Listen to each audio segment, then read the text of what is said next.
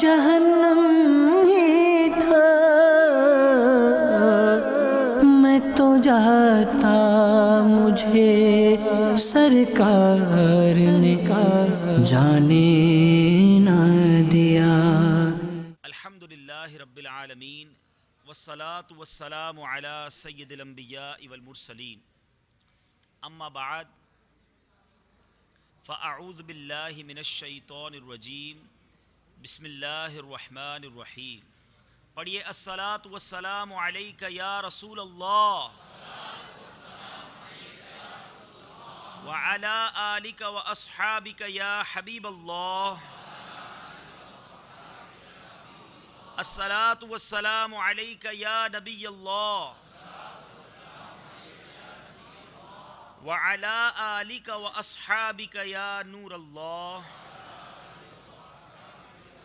میرے پیارے اور محترم اسلامی بھائیوں اور مدنی چینل کے ناظرین، آج بہت خوشی کا موقع ہے، جس کی وجہ یہ ہے کہ الحمدللہ عز و جل تبلیغ قرآن و سنت کی غیر سیاسی عالمگیر تحریک دعوت اسلامی کے کم و بیش 92 کے قریب شعبہ جات ہیں، اور جن میں ایک شعبہ مدرسۃ المدینہ بھی ہے، اور جس شعبے میں الحمدللہ قرآن پاک کی مفت تعلیم دی جاتی ہے، جہاں ناظرہ اور حفظ کے درجے لگتے ہیں۔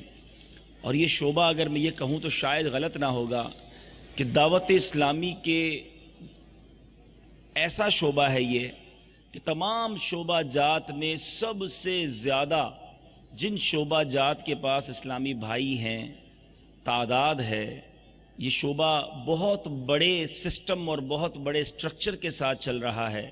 یہ شعبہ ان میں سے ایک مدرسۃ المدینہ بھی ہے۔ تادم تحریر یعنی آج تک کے جو بیان کے مطابق اب تک 1744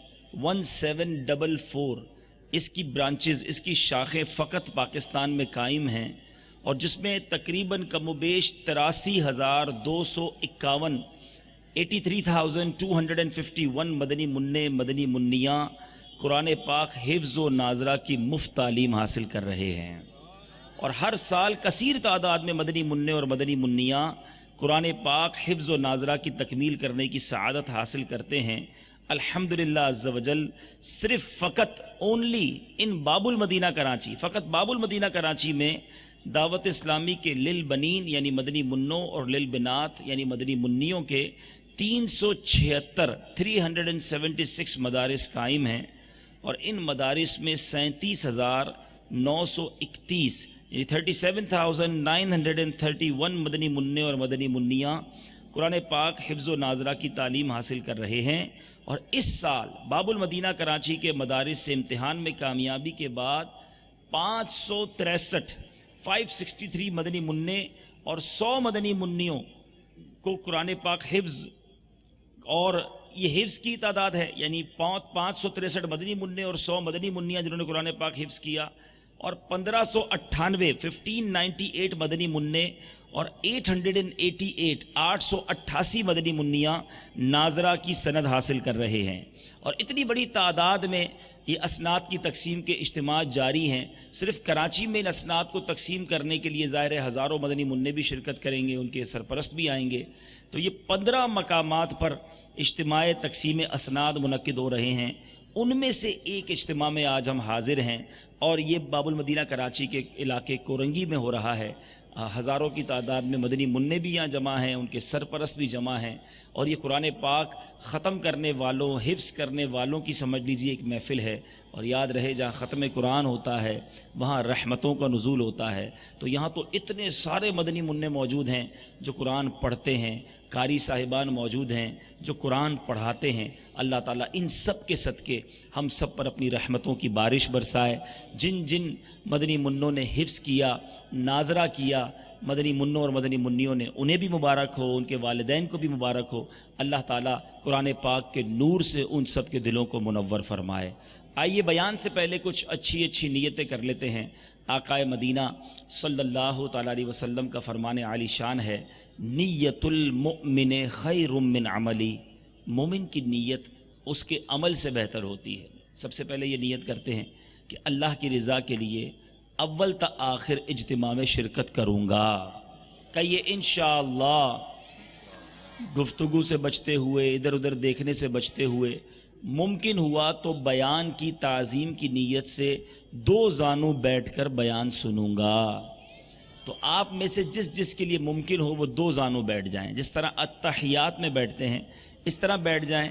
تھک جائیں تو پھر جیسے چاہیں بیٹھیں، پھر یاد آ جائے پھر 2 زانوں بیٹھ جائیں. تو انشاءاللہ با ادب بیٹھنے کا ثواب بھی کمائیں گے. اور یہ صرف آج نہیں بلکہ جب جب اجتماعات ہوں، محافل ہوں، جمعہ کا خطبہ ہو، کوشش کریں کہ با ادب بیٹھیں. تو انشاءاللہ اس طرح بیٹھنے کا ثواب بھی حاصل کریں گے. جب میں اس بیان کی تیاری میں کوشش کر رہا تھا کہ میں کیا بیان کروں، تو میں نے سوچا کہ ننھے مدنی منع جمع ہوں گے، کیوں نہ انہیں اچھی اچھی پیاری پیاری کہانیاں سنائی جائیں. تو آپ میں سے کون کون کہانی سننا چاہتا ہے؟ ماشاءاللہ سب سننا چاہتے ہیں. چلیں آج میں آپ کو جو بیان ہے وہ پیاری پیاری کہانیوں پر مشتمل ہوگا، مگر وہ کہانیاں آپ کو بہت کچھ سکھائیں گی. وہ کسی ڈائجسٹ کی کہانی نہیں ہوگی، کسی رسالے کی کہانی نہیں ہوگی، بلکہ وہ ایسے اللہ والوں کی کہانیاں ہوں گی کہ جس سے انشاءاللہ آپ بہت کچھ سیکھیں گے. لیکن میں آپ سب کی توجہ چاہوں گا، اور اس وقت اگر بعد میں جب یہ سلسلہ مدنی چینل پر دکھایا جائے تو جہاں جہاں میرے مدنی منع ہوں، مدنی منیاں ہوں، توجہ کے ساتھ بیٹھ جائیں. آج کا اجتماع یوں سمجھ لیجئے آپ کو اچھی اچھی کہانیاں ہم سنائیں گے. تو مدنی چینل پر بھی آپ بیٹھ جائیں. والدین اگر سن رہے ہیں تو وہ بھی بچوں کو لے کر بیٹھ جائیں. انشاءاللہ والدین کو اس میں کیا سیکھنے کو ملے گا؟ یقیناً ہر کہانی میں سبق بھی ہوگا، ساتھ ساتھ یہ بھی پتہ چلے گا والدین کو کہ بچوں کو نارملی کہانیاں سننے کا، پڑھنے کا شوق ہوتا ہے. اگر کہانیاں پڑھانی ہی ہیں تو ایسی ایسی خوبصورت ایمان افروز کہانیاں موجود ہیں، واقعات موجود ہیں جو اگر والدین بچوں کو پڑھانا شروع کر دیں. قرآن پاک میں جگہ جگہ ایسے ایسے جس کو کہیں کہ عجیب و غریب واقعات موجود ہیں کہ اگر وہ بیان کیے جائیں تو آنکھیں کھلی کی کھلی رہ جاتی ہیں. بندہ حیران ہو جاتا ہے کہ ایسا بھی ہوا تھا، اور وہ سچا واقعہ، قرآنی واقعہ، اور ہمارے لیے بہت سارے مدنی پھول لیے ہوئے. تو آج آپ یہ بھی سیکھنے کی کوشش کریں، بالخصوص جو سرپرست یہاں آئے ہیں، کہ اگر بچوں کو سنانا ہی ہے، کچھ سکھانا ہی ہے، یہ الٹے سیدھے کارٹون دکھانے کے بجائے، ڈائجسٹ لا کر دینے کی بجائے، فلاں سیریز کی جناب کوئی کہانی لا کے دینے کی بجائے، کیوں نہ اللہ والوں کی باتیں، ان کے اللہ کے پسندیدہ بندوں کی باتیں کی جائیں. اور پھر بالخصوص چونکہ یہ تو قرآن پڑھنے پڑھانے والے بچے ہیں، تو قرآن شریف کے اندر کتنے سارے واقعات. تو چونکہ درود پاک کی فضیلت سب سے پہلے ہم سنتے ہیں بیان میں، تو آئیے درود پاک کی فضیلت پر مشتمل پہلے ایک بڑی خوبصورت کہانی جو ایک مدنی منی کے ساتھ پیش آئی. حضرت سیدنا شیخ محمد بن سلیمان جزولی علیہ رحمۃ اللہ ولی فرماتے ہیں، میں سفر پر تھا. یہ وہی شیخ محمد بن سلیمان جزولی ہیں کہ جنہوں نے دلائل الخیرات شریف لکھی ہے.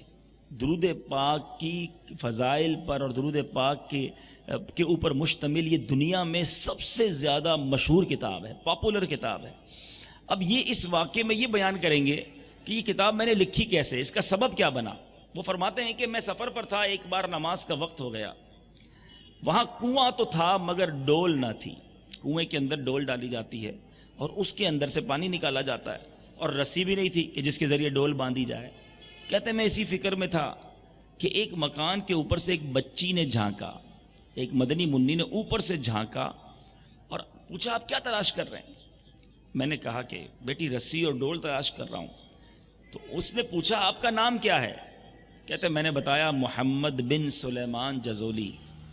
بچی نے حیرت سے کہا اچھا آپ وہی ہیں جن کی شہرت کے ڈنکے بج رہے ہیں، مگر حال یہ ہے کہ کنویں سے پانی بھی باہر نہیں نکال سکتے. شہرت کے تو بڑے ڈنکے بجتے ہیں آپ کے، آپ بڑے بزرگ ہیں، اور ایسا حال ہے کہ پانی نہیں نکال پا رہے. منی منی کہتی ہے. تو اب اس بچی نے کیا کیا، یہ کہہ کر اس بچی نے کنویں میں تھوک دیا. اب کمال ہو گیا، آنن فانن پانی اوپر آ گیا. آپ نے وضو کرنے کے بعد، یعنی اتنا پانی اوپر آ گیا بغیر ڈول اور رسی کے کہ آپ نے وضو بھی کر لیا. مدنی منی کا ایسا کمال. آپ نے بچی سے پوچھا کہ بیٹا سچ بتاؤ تم نے یہ کمال کیسے حاصل کیا. تو وہ بچی کیا کہتی ہے، کہنے لگی میں بکثرت درود پاک پڑھتی ہوں، اسی کی برکت سے یہ کرم ہو گیا ہے. آپ رحمت اللہ تعالی فرماتے ہیں اس بچی سے متاثر ہو کر میں نے وہیں عہد کیا کہ میں اب درود شریف کے متعلق کتاب لکھوں گا، اور آپ نے درود پاک کے فضائل پر مشتمل کتاب دلائل الخیرات شریف لکھی۔ تو پتہ چلا کہ اگر بچہ چھوٹا بھی ہو اور اگر وہ بھی درود پاک پڑھے اور اللہ تبارک و تعالیٰ کی بارگاہ میں مقبول ہو جائے اور اس کی عبادتیں قبول ہوں تو اس کو کیا کیا نعمتیں مل جاتی ہیں۔ تو اے میرے مدنی منوں، مدنی منیوں، اب نیت کر لیں کہ انشاءاللہ ہم روزانہ کثرت کے ساتھ درود پاک پڑھیں گے، ماشاءاللہ۔ اچھا، اب اس میں تھوڑا سا سبق بھی دیتا چلوں۔ اب جناب پتہ چلا کہ کنویں میں اس بچی نے تھوکا تھا تو ہم بھی تھوک دیتے ہیں، پتہ چلا اب جگہ جگہ درود پاک پڑھ کے ہم تھوکنا شروع کر دیں، تو ایسا نہیں ہے۔ یاد رکھیں کہ اس بات کا خیال رہے کہ اس مدنی منی پر رب العزت کی خاص عنایت تھی، لیکن یاد رہے کسی حوض یا کسی تالاب وغیرہ میں تھوکنا نہیں چاہیے۔ اس مدنی منی نے ہمیں اپنے مدنی آقا علیہ الصلوۃ والسلام پر زیادہ درود پاک پڑھنے کی کیسی خوبصورت فضیلت سے آگاہ کیا، تو یہ نیت ضرور کیجئے چلتے پھرتے اٹھتے بیٹھتے ہم درود پاک پڑھتے رہیں گے۔ محبت کے ساتھ درود پاک پڑھ لیجئے، صلو علی الحبیب صلی اللہ تعالی علی محمد صلی اللہ علیہ وسلم۔ تو ایک کہانی سنی ہم نے اور اس کے ذریعے ہمیں درود پاک کی کتنی پیاری فضیلت حاصل ہوئی۔ آئیے ایک اور خوبصورت واقعہ، بہت انٹرسٹنگ، اور یہ واقعہ قرآن پاک کے ذریعے ہم تک پہنچا۔ کئی جگہ پر قرآن پاک میں اس کا ذکر موجود اور علماء کرام نے، مفسرین نے اس کو تفصیل کے ساتھ بیان کیا، اور یہ واقعہ ہے حضرت موسیٰ علیہ نبینا علیہ الصلوۃ والسلام اور فرعون کے مابین جو معاملات ہوئے۔ یہ اللہ کے نبی تھے اور فرعون یہ خدائی کا دعوے دار اور حضرت موسیٰ علیہ نبینا علیہ الصلوۃ والسلام کا دشمن۔ فرعون نے ایک مرتبہ خواب میں دیکھا کہ بیت المقدس کی طرف سے ایک آگ نکلی جس نے سارے مصر کو گھیر لیا اور تمام قبطیوں کو جلا ڈالا، مگر بنی اسرائیل کو آگ سے کوئی نقصان نہ پہنچا۔ یہ عجیب و غریب جب فرعون نے خواب دیکھا تو پریشان ہو گیا۔ اس نے نجومیوں سے تعبیر معلوم کی تو انہوں نے بتایا کہ بنی اسرائیل میں ایک لڑکا پیدا ہوگا جو تیری بادشاہت ختم ہونے کا سبب بنے گا۔ اب فرعون کو تو اپنی بادشاہت بڑی عزیز تھی، اس نے کیا کیا؟ اس نے حکم دیا کہ بنی اسرائیل میں جو بھی لڑکا پیدا ہو اسے قتل کر دیا جائے، وہ بڑا ہی نہ ہو کہ میری سلطنت ختم کرے۔ اب فرعون کے حکم سے 12,000 یا ایک روایت کے مطابق 70,000 لڑکے قتل کر دیے گئے۔ اپنی حکومت بچانے کے لیے جو لڑکا پیدا ہوتا اسے قتل کر دیا جاتا۔ اب کیا ہوا؟ یاد رہے کہ پرانے زمانے میں، غور سے سنتے جائیے، آپ کو یہ انشاءاللہ بڑی زبردست معلومات ہو جائے گی۔ مصر کے بادشاہوں کا لقب فرعون ہوا کرتا، روم کے بادشاہ کا لقب کیسر ہوا کرتا، اور ایران کے بادشاہوں کا کسرا، یمن کے بادشاہوں کا تبع، اور ترک بادشاہوں کا خاقان، حبشہ کے بادشاہوں کا لقب نجاشی تھا۔ یعنی مصر کے جتنے بادشاہ گزرے، حضرت سیدنا موسیٰ علیہ نبینا علیہ الصلوۃ والسلام کے دور کا جو فرعون تھا، یوں بہت سارے فرعون گزرے کیونکہ جو بادشاہ اس زمانے میں ہوتا وہ فرعون کہلاتا، مگر حضرت موسیٰ علیہ نبینا علیہ الصلوۃ والسلام کے دور کا جو فرعون تھا وہ سب سے زیادہ بد اخلاق، سخت دل اور ظالم تھا۔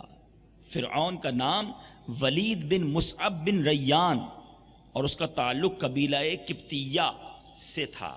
حضرت سیدنا یوسف علیہ نبینا علیہ الصلوۃ والسلام کے دور کے فرعون کا نام ریان بن ولید تھا جو کہ ایمان لے آئے تھے۔ حضرت سیدنا یوسف علیہ نبینا علیہ الصلوۃ والسلام اور سیدنا موسیٰ علیہ نبینا علیہ الصلوۃ والسلام کے دور کے فرعونوں کے درمیان 400 سال سے زیادہ کا فاصلہ تھا۔ اب پھر آتے ہیں حضرت موسیٰ علیہ نبینا علیہ الصلوۃ والسلام کے دور کی طرف کہ معاملہ ہوا کیا۔ 12,000 یا ایک روایت کے مطابق 70,000 لڑکے اس کو ہلاک کر دیا گیا۔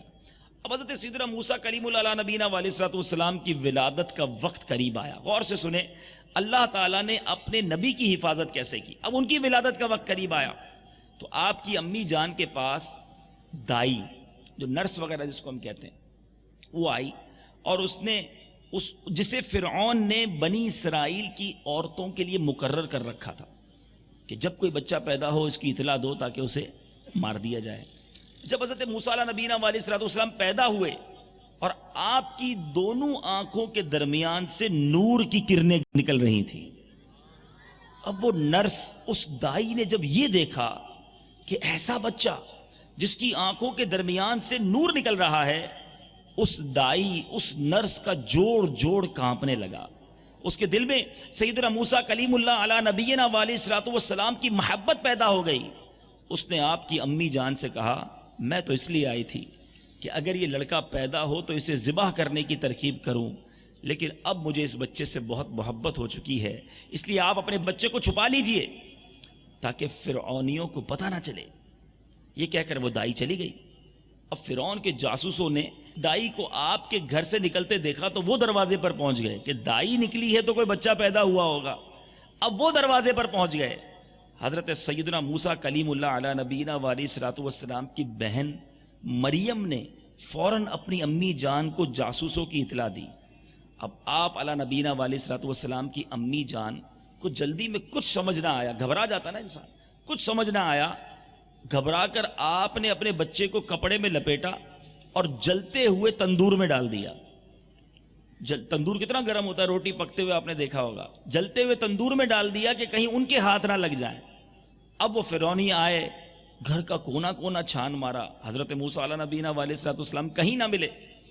لیکن جب وہ چلے گئے، اب آپ کی امی جان کو فکر ہوئی کہ میں نے تو بچے کو تندور میں ڈال دیا تھا، جلتے تندور میں.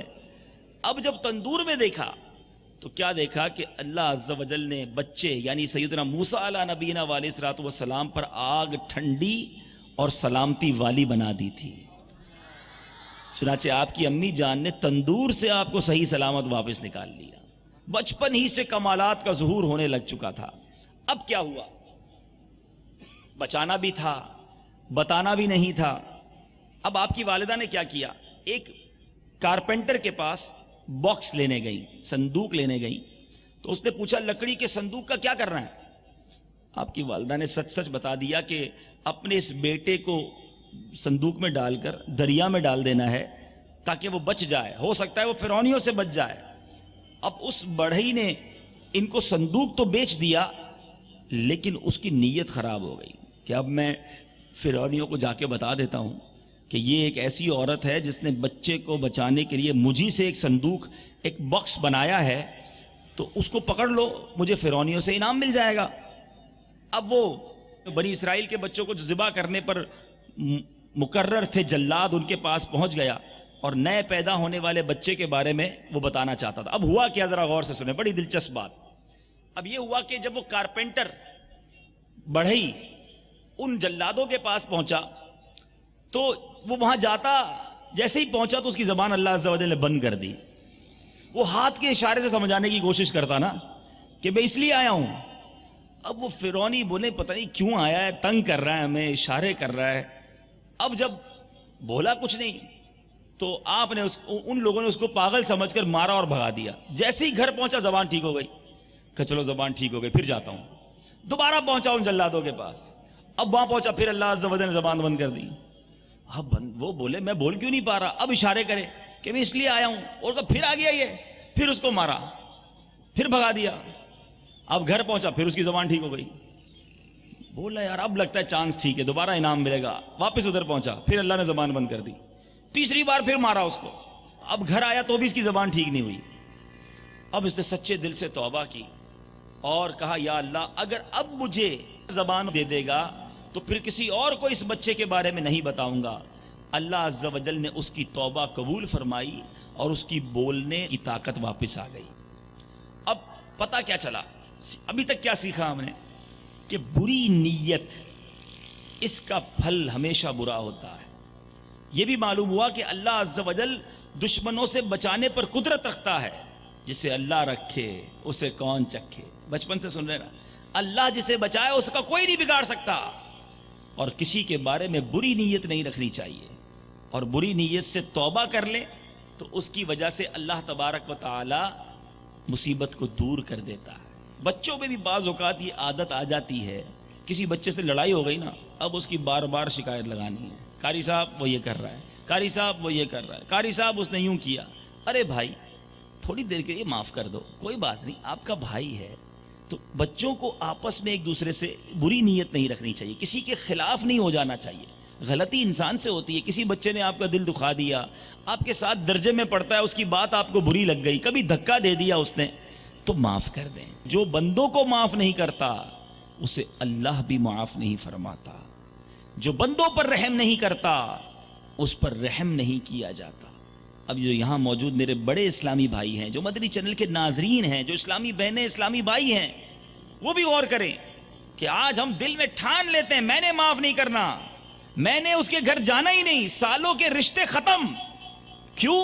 اس نے دعوت میں نہیں بلایا تھا، سیدھے منہ بات نہیں کی تھی، ارے فلاں موقع پر اس نے ہمیں ذلیل کیا تھا. کوئی بات نہیں، اگر اس نے غلطی کر دی، اس نے تکلیف پہنچا دی، تو آپ معاف کر دیں.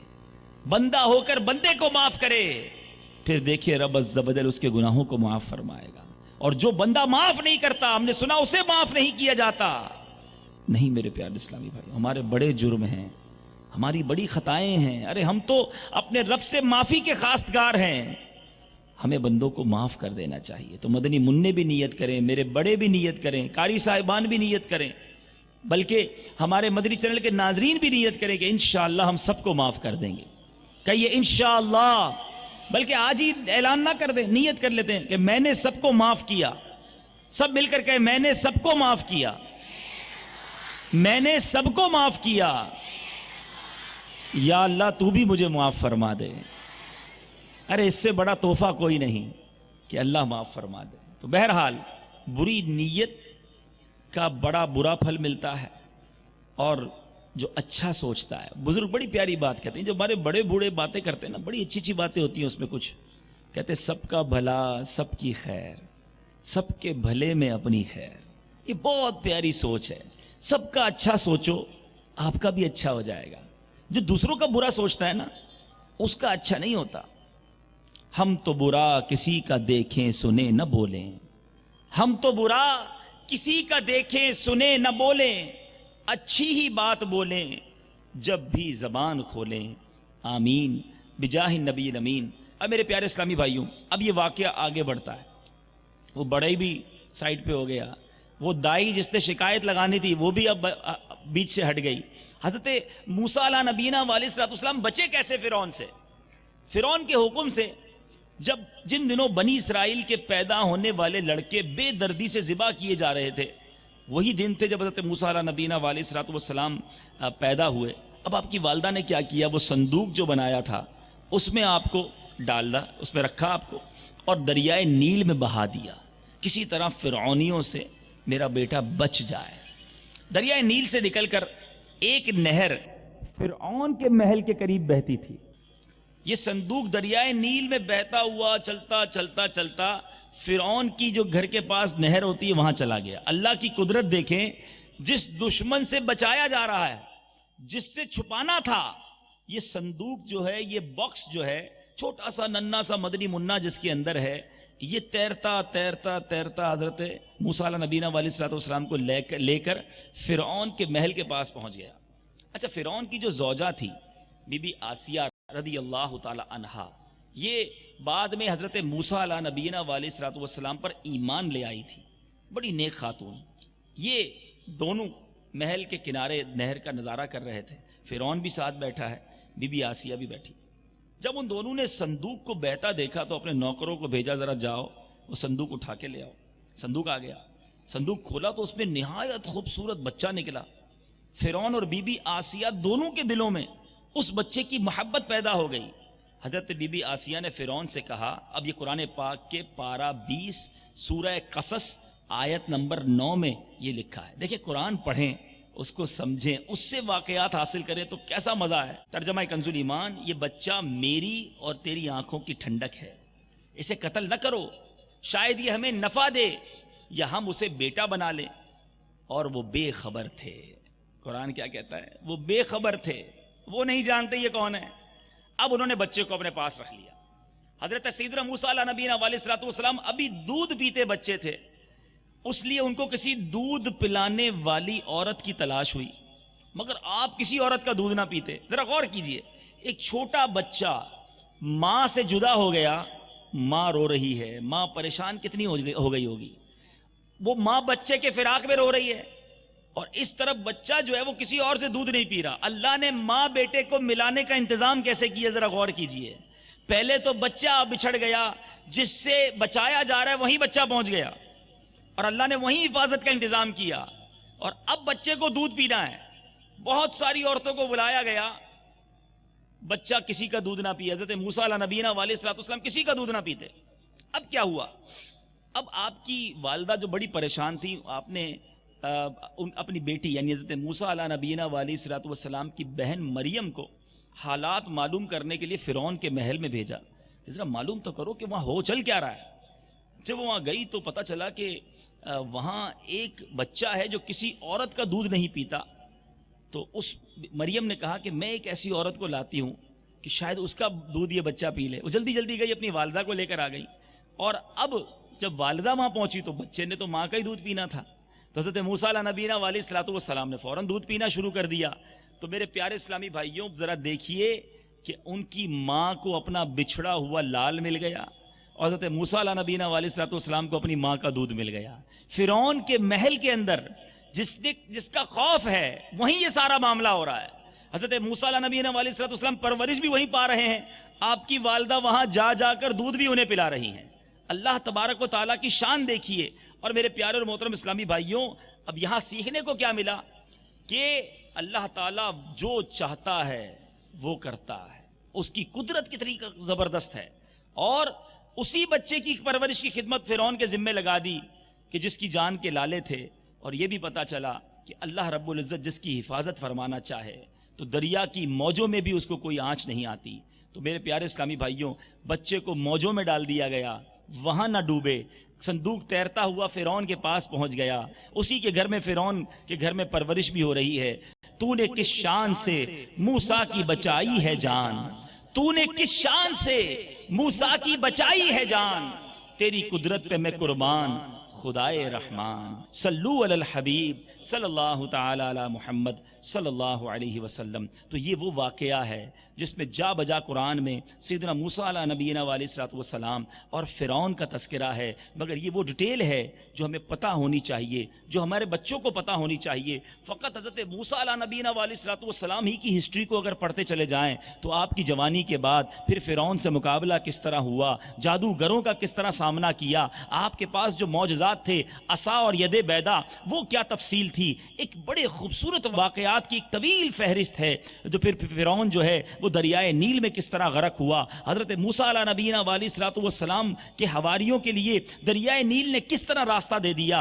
اے میرے پیارے اسلامی بھائیوں, اے میرے مدنی منوں, پتہ یہ چل رہا ہے کہ ہمیں اپنے انبیاء کے معاملات, ان کی سیرت, ان کے واقعات پڑھنے چاہیے. آپ اپنے والدین سے پوچھا کریں کہ ہمیں کچھ اور بتائیے. اپنے والدین کے ساتھ اپنے اساتذہ سے پوچھیں, والدین اپنے بچوں کو انبیاء کے معاملات بتائیں, ان کی کہانیاں سنائیں تاکہ یہ انٹرسٹ بھی رہے, یہ توجہ سے سنیں اور سیکھتے بھی چلے جائیں. دلوں میں عظمت انبیاء بڑھے, دلوں میں عظمت اولیاء بڑھے, صحابہ کرام کے واقعات سنیں تو صحابہ سے محبت بڑھے. آج پرابلم یہ ہے ہم اپنے بچوں کو سناتے بھی ہیں تو کسی کرکٹر کی کہانی سناتے ہیں, کسی سائنسدان کی کہانی سناتے ہیں, کسی فلاں ملک کے وزیر کی کہانی سناتے ہیں. یہ بچہ بھی معلوم کرتا ہے تو جناب فلاں کے ریکارڈ, اس کے واقعات, اس کے کارنامے جو غیر مسلم ہوا کرتے ہیں, اور پھر کہیں ایسا نہ ہو اس کے دل میں ان کی محبت گھر کرنے لگ جائے. ارے یہ والدین کی ذمہ داری ہے کہ بچپن ہی سے اپنے بچے کے دل میں قرآن کی محبت, اللہ کی محبت, پیارے آقا کی محبت, انبیاء کی محبت, صحابہ کی محبت, اولیاء کرام کی محبت ڈالی جائے, ان کے واقعات سنائے جائیں.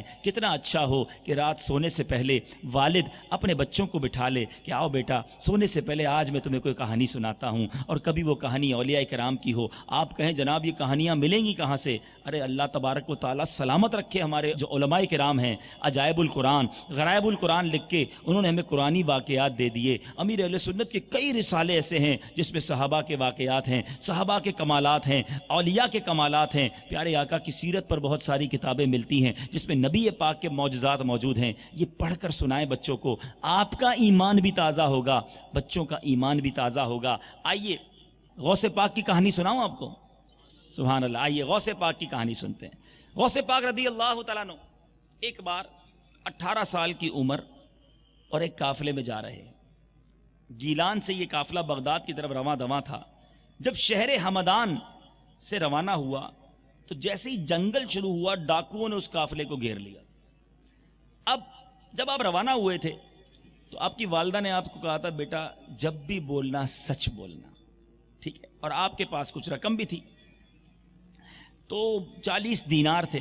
ڈاکوؤں نے لوٹنا شروع کیا, آپ کے پاس پہنچے تو کہا تمہارے پاس کچھ پیسے ہیں؟ آپ نے کہا ہاں میرے پاس 40 دینار ہیں جو میرے کپڑوں میں سلے ہوئے ہیں. ڈاکوؤں کا جو گروہ کا رکن تھا بڑا حیران ہوا کہ لوگ مال ہم سے چھپاتے ہیں, یہ بچہ خود ہی بتا رہا ہے کدھر ہے. اس نے آ کے اپنے سردار کو کہا بڑا عجیب و غریب ایک نوجوان ہے جو خود ہی بتا رہا ہے میرے پاس 40 دینار ہیں اور کپڑوں میں سلے ہوئے ہیں. تو اب ڈاکوؤں کا سردار اس کے پاس آیا اور کہا کہ نوجوان کیا بات ہے, لوگ تو ڈاکوؤں سے اپنی دولت چھپاتے ہیں مگر تم سختی کیے بغیر اپنی دولت ظاہر کر رہے ہو. نوجوان نے کیا کہا, میری ماں نے گھر سے چلتے وقت مجھے نصیحت فرمائی تھی بیٹا ہر حال میں سچ بولنا, بس میں اپنی والدہ کے ساتھ کیا ہوا وعدہ نبھا رہا ہوں. میری ماں نے کہا تھا سچ بولنا, میں یہ نہیں جانتا میرے پیسے چلے جائیں گے, ماں سے جو وعدہ کیا تھا وہ نبھا رہا ہوں. آپ نے پوچھا پیسے, میں نے بتا دیا 40 دینار کپڑے میں سلے ہوئے ہیں. اب ذرا غور کیجئے, بڑی اہم بات کرنے لگا ہوں میرے مدنی منوں اور مدنی چینل کے ناظرین. غوث پاک نے یہ نہیں کہا کہ تم توبہ کر لو, ڈکیتی چھوڑ دو, یہ غلط کام ہے. آپ نے سچ بات کی کہ میرے پاس دینار موجود ہیں, لیکن جب بندہ سچا ہونا اس کی بات کیسے اثر کرتی ہے ذرا غور کرو. نوجوان کا جب یہ بیان سنا, یہ بات غوث پاک کی بات تاثیر کا تیر بن کر ڈاکوؤں کے سردار کے دل میں پیوست ہو گئی اور اس کی آنکھوں سے آنسوؤں کا دریا چھلکنے لگا. اس کا سویا ہوا مقدر جاگ اٹھا. وہ ڈاکوؤں کا سردار کہتا ہے صاحب زادے تم کس قدر خوش نصیب ہو کہ دولت لٹنے کی پرواہ کیے بغیر اپنی والدہ کے ساتھ کیے ہوئے وعدے کو نبھا رہے ہو, اور میں کس قدر ظالم ہوں کہ اپنے خالق و مالک کے ساتھ کیے ہوئے وعدے کو پامال کر رہا ہوں اور مخلوق خدا کا دل دکھا رہا ہوں. یہ کہنے کے بعد وہ ساتھیوں سمیت سچے دل سے تائب ہوا اور سارا مال واپس کر دیا. خالی غوث پاک کا مال واپس نہیں ہوا, پورے قافلے والوں کا مال واپس ہو گیا. کیوں؟ سچ کو آنچ نہیں ہے. غوث پاک رضی اللہ تعالیٰ عنہ نے سچ بات کی تھی. تو اے میرے مدنی منوں, اس کہانی سے سبق کیا ملا کہ جب بولیں سچ بولیں. جھوٹ یہ بہت بری عادت, جہنم میں لے جانے والا کام, اللہ کی ناراضگی کا سبب ہے.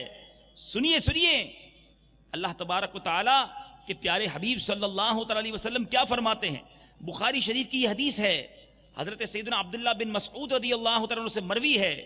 رسول اللہ صلی اللہ تعالی علیہ وسلم نے فرمایا بے شک سچ نیکی کی طرف لے جاتا ہے اور نیکی جنت کی طرف لے جاتی ہے, اور بے شک بندہ سچ بولتا رہتا ہے. سنو, جو ہمیشہ سچ بولتا ہے سنو اسے انعام کیا ملتا ہے. میرے آقا فرماتے ہیں بے شک جب بندہ سچ بولتا رہتا ہے یہاں تک کہ وہ اللہ عز و جل کے ہاں صدیق لکھ دیا جاتا ہے, اور جھوٹ گناہ کی طرف لے جاتا ہے اور گناہ جہنم کی طرف لے جاتا ہے.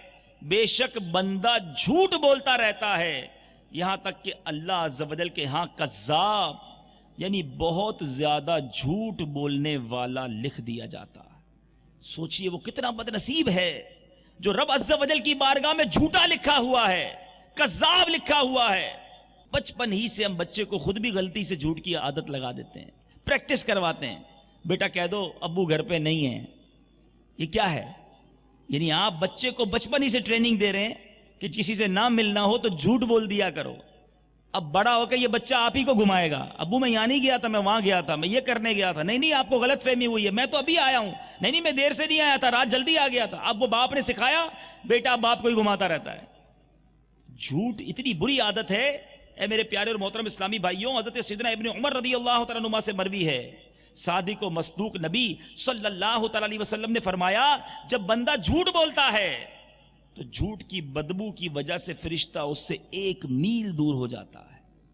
تو کبھی بھی جھوٹ نہیں بولنا, سچ, ہمیشہ سچ. کبھی کہتے ہیں قاری صاحب اس لیے تاخیر ہو گئی, طبیعت خراب تھی, گاڑی خراب ہو گئی ہے, گھر میں فلاں بیمار تھا. اب جو جھوٹ بولتا ہے نا بیٹا, اس کو ہمیشہ یاد رکھنا پڑے گا. مثال کے طور پہ آپ نے کسی کو کہا کہ آپ رہتے کورنگی میں, کسی نے پوچھا کہاں رہتے ہیں، آپ نے کہا میں جناب لیاقت آباد میں رہتا ہوں، نہیں بتانا تھا اس کو کورنگی میں رہتا ہوں. اب ساری زندگی یاد رکھنا پڑے گا کہ میں نے اس کو اپنا ایڈریس لیاقت آباد بتایا ہے، کیونکہ اس نے 1 سال بعد دوبارہ پوچھنا ہے تو آپ نے اس وقت بھی یہی بتانا ہے کہ میں لیاقت آباد میں رہتا ہوں، کیونکہ کورنگی زبان سے نکل گیا تو پکڑا جاؤں گا. جھوٹ بول کر یاد رکھنا پڑے گا. ہیں کیوں نہیں آئے بھائی مدرسے، 3 دن سے نہیں آئے. استاد صاحب وہ نانی کا انتقال ہو گیا. اب وہ نانی کا انتقال کروا دیا، نانی ہے زندہ، تو اب ساری زندگی یاد رکھنا پڑے گا کہ میں نے نانی کا انتقال کروا دیا ہے، کیونکہ اب نانی کو بیمار نہیں کر سکتا نا. وہ پھر پکڑا بھی جاتا ہے بندہ، 2-4 مہینے بعد پھر کہتا ہے استاد صاحب نانی بیمار ہو گئی تھی. تو اب پکڑا گیا، پہلے انتقال ہوا پھر بیمار ہو گئی. تو جھوٹ بول کر پریشان ہی رہتا ہے، ٹینشن میں رہتا ہے، اسے یاد ہی رکھنا پڑتا ہے. سچ بولنے والا ٹینشن میں نہیں. نیند سے اٹھاؤ، کہاں رہتے ہو، وہ یہی بتائے گا کورنگی میں رہتا ہوں. جہاں رہتا ہے وہی بتائے گا نا. سچ بولنے والے کو کوئی ٹینشن نہیں، یاد نہیں رکھنا پڑتا، ہمیشہ سچ بولتا ہے. جو پوچھو گے وہی بتائے گا کیونکہ وہ سچ ہے. تو کبھی بھی جھوٹ کے قریب بھی نہیں جانا. جس کے منہ سے فرشتہ اس کی بدبو سے 1 میل دور ہو جائے، اس پر رحمت کیسے نازل ہوگی، اس کو برکت کیسے ملے گی، اس کو قرآن کا نور کیسے ملے گا. تو غوث پاک رضی اللہ تعالیٰ عنہ کے اس واقعے سے، اس کہانی سے درس یہ ملا کہ اب زندگی میں کبھی بھی جھوٹ نہیں بولیں گے. جھوٹ کے خلاف جنگ، جھوٹ کے خلاف جنگ، اور فیضان سچ جاری رہے گا انشاءاللہ. تو ہمیشہ ہم نے سچ بولنا ہے. بیان کے آخر میں ایک اور بڑی خوبصورت کہانی، اور یہ کہانی ہمیں ایک بچے ہی کی کہانی ہے، اور کیسا خوف خدا اس بچے میں تھا. آئیے وہ میں آپ کو سناتا ہوں. اور وہ کہانی ہے ہمارے اعلیٰ حضرت کی کہانی. سنیں گے آپ اعلیٰ حضرت کی کہانی؟ سبحان اللہ. امام اہل سنت، مجدد دین و ملت، پروانہ شمع رسالت، میرے آقا نعمت امام احمد رضا خان علیہ رحمت الرحمان. یہ ان کا بھی تو بچپن تھا. ان کے بچپن کا آپ کو واقعہ سناتا ہوں. آپ نے پہلا روزہ رکھا، روزہ کشائی کا وقت آ گیا، ٹھیک ہے نا. اب افطار کا وقت، بہت سارے سامان کے چیزیں تیار ہوتی ہیں، بڑی گرمی کا دن تھا، لیکن ابھی دوپہر کے بعد کا وقت تھا، افطار میں وقت باقی تھا. کھانے تو گھر میں پہلے تیار ہو جاتے ہیں. تو اب آپ کے والد ماجد نے کیا کیا، دیکھا کہ بچہ بڑا پیاس بھوک میں ہے، گرمی کا دن ہے، ایک کمرے میں لے گئے اور کہا کہ بیٹا ایسا کرو کہ فیرنی کا پیالہ یہ کھا لو. تو آپ نے کہا کہ میرا تو روزہ ہے، کیسے کھاؤں؟ تو آپ کے والد صاحب نے کہا بچوں کا روزہ ایسا ہی ہوتا ہے، لو کھا لو. میں نے دروازہ بند کر دیا ہے، کوئی دیکھنے والا نہیں ہے. سنو، اعلیٰ حضرت رحمت اللہ تعالی علیہ کا بچپن ہے، دروازہ بند ہے، والد صاحب کہہ رہے کھا لو. امام اہل سنت کیا کہتے ہیں؟ فرماتے ہیں جس کے حکم سے روزہ رکھا ہے وہ تو دیکھ رہا ہے. یہ سنتے ہی آپ کے والد ماجد کی آنکھوں سے آنسو بہنے نکلے، اور آپ نے اپنے بچے کو گلے سے لگا لیا اور آنسو بہتے رہے. ذرا سوچے میرے پیارے اسلامی بھائی، بچپن ہی سے اعلیٰ حضرت کے اندر کیسا خوف خدا تھا. اللہ دیکھ رہا ہے، یہ خیال آپ کے اندر تھا. میرے بچے جو اب جوانی کی تہلیز پر قدم رکھ رہے ہیں، شیطان آپ پر بھی حملے کرتا ہوگا، نفس کی خواہشات آپ پر بھی حملے کرتی ہوں گی، برے کام کرنے کا جی آپ کا بھی چاہتا ہوگا، اور پھر شیطان شاید یہ بتاتا ہوگا کر لے کوئی نہیں دیکھ رہا. نہیں میرے بیٹا، کبھی بھی یہ نہ سوچنا. اعلیٰ حضرت ہی لکھتے ہیں نا، اب یہ تو بچپن میں کام کیا، جوانی میں جا کے شعر لکھا. چھپ کے لوگوں سے کیے جس کے گناہ، وہ خبردار ہے کیا ہونا ہے. آج لوگوں سے چھپ کر تو گناہ کر لیے، مگر جس کے گناہ کیے ہیں وہ خبردار ہے، وہ دیکھ رہا ہے. امیر اہل سنت کی کہانی سنیں گے؟ آئیے باپا کی بھی ایک کہانی سناتا ہوں. قبلہ شیخ طریقت امیر اہل سنت کا بچپن. آپ کے بچپن میں کیا ہوا کہ میرے پیارے اسلامی بھائیوں، آپ بچپن ہی سے شرعی معاملات میں محتاط تھے. آپ نے چھوٹی عمر سے ہی اصول رزق کے حلال کے مختلف ذرائع اپنائے. آج آپ تو بیٹھے امی ابو کھانا کھلاتے ہیں نا، ابو چیزیں لے آتے ہیں، ہمیں کمانے کی فکر نہیں. مگر جس پیر و مرشد کے ہم مرید ہیں، جن کے صدقے یہ بہارے ہیں، انہوں نے بچپن ہی میں ریڑھی پر ٹافیاں اور بسکٹ بیچا کرتے. ایک بچے نے آپ سے 2 آنے کی، اس زمانے میں اب تو روپے چلتے ہیں، پہلے آنے چلتے تھے، 2 آنے کی ٹافیاں مانگی.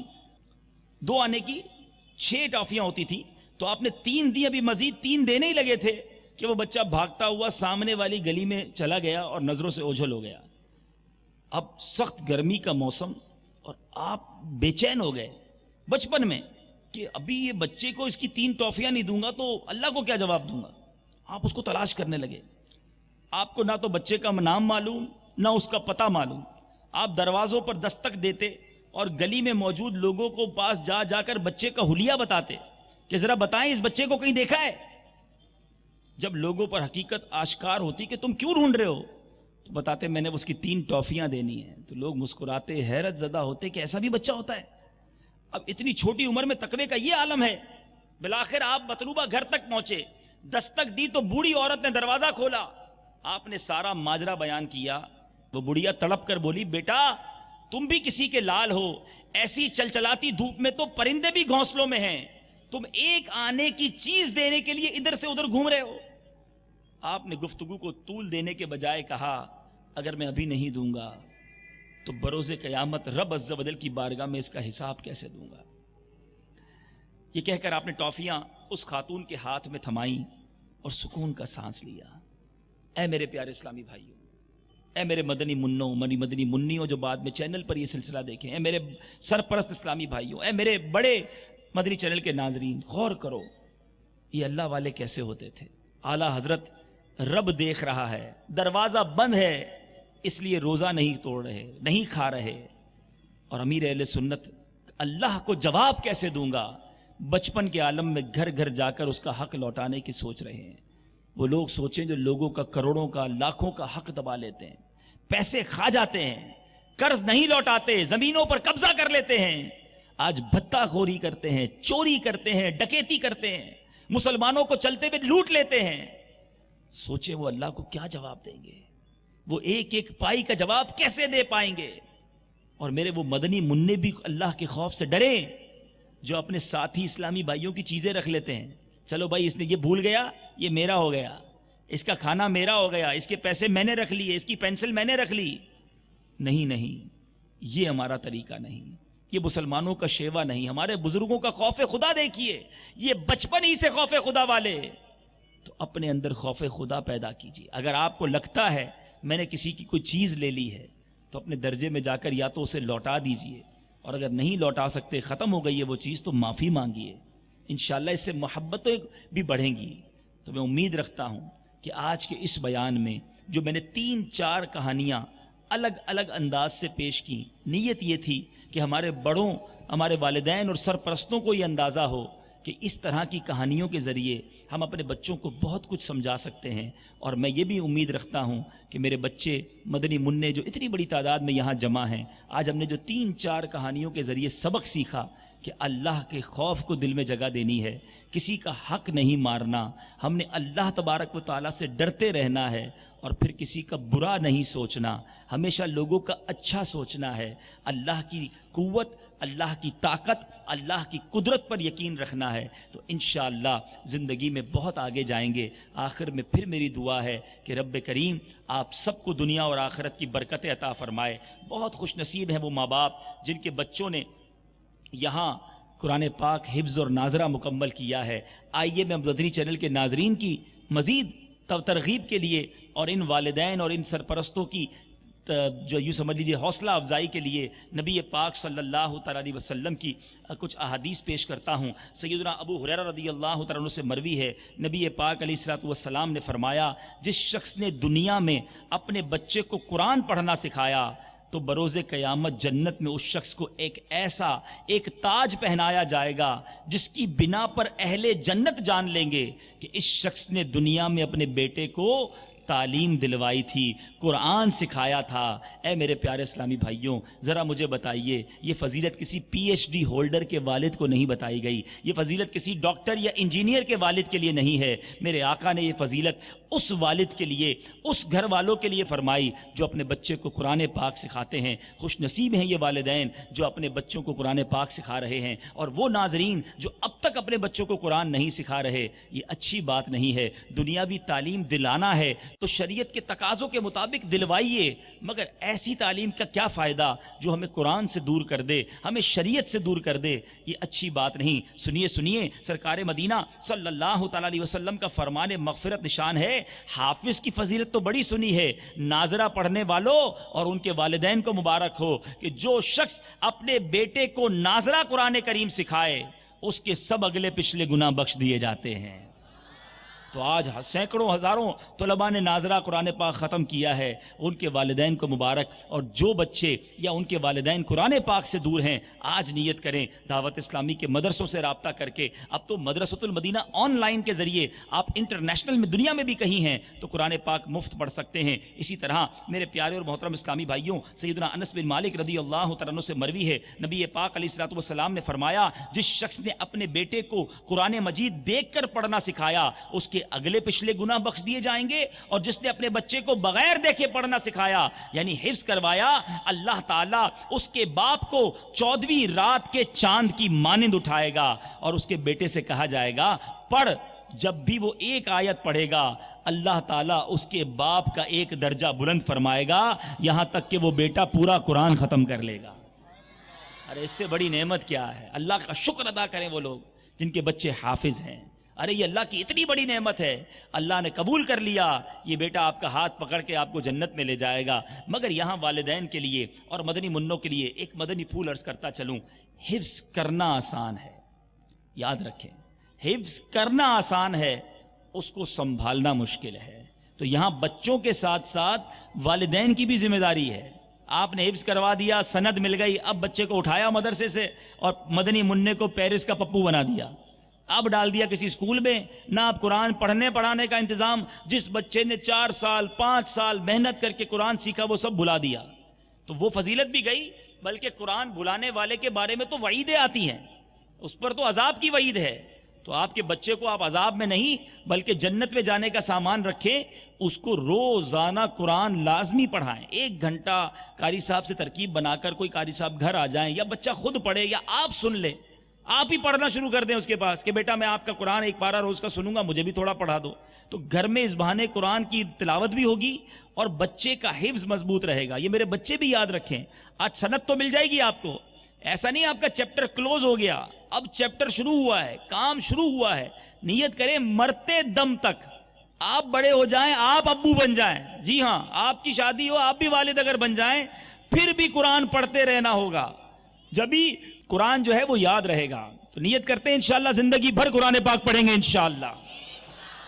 اللہ رب العالمین سے دعا ہے مالک کریم قرآن پاک کے نور سے ہم سب کے دلوں کو منور فرمائے، آمین بجاہ النبی الامین صلی اللہ تعالی علیہ وسلم۔